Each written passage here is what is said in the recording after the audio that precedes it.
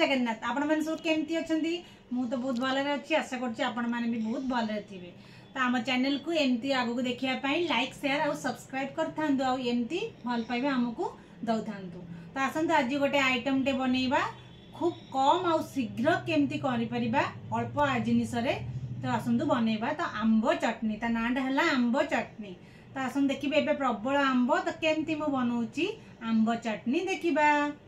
तो देखंतु बर्तमान आम आंब चटनी बनइबा तो आंब चटनी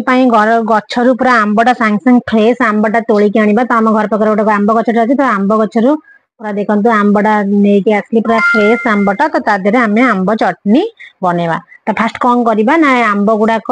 फास्ट देखंतु एटी मु आंब गुडाक कोन करबा ना ताको आग परिष्कार की भलो से धोई देबा कारण ता देरे नसा फसा लागिथिबो आउ सेटा भलो लागिबोनी तो ताको फास्ट कोन करबा ना परिष्कार की पानी रे पके की भलो से धोई दबा। तो देखंतु एटी मु गोटे पात्र रे पकेइली आंब पकेइली एटी दीटा आंब नेची आंब चटनी बेसी आंब रे अधिक क्वांटिटी दरकार नेबे मु एटी दीटा आंब ही नेची ताको कोन करबा आगा परिष्कार भलो की धोई की तार काटी दबा तो काटी की ता भीतर जो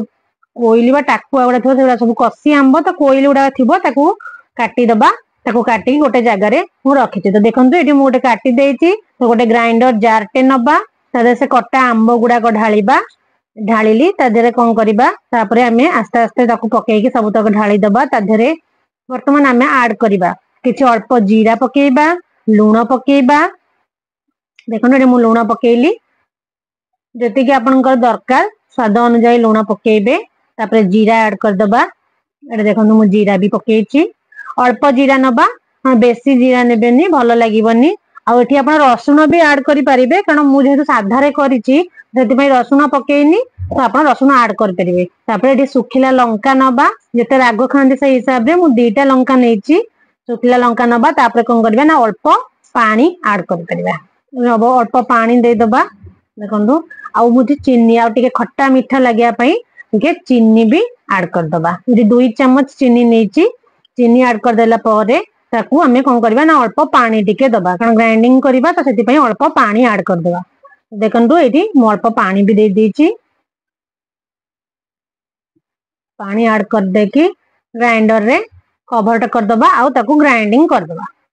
देखंतु एबे मु ग्राइंडिंग कर देली एबे मु हमर हे गला आंब चटनी प्रस्तुत। देखंतु केते खूब शीघ्र आ अल्प जिनिस रे आ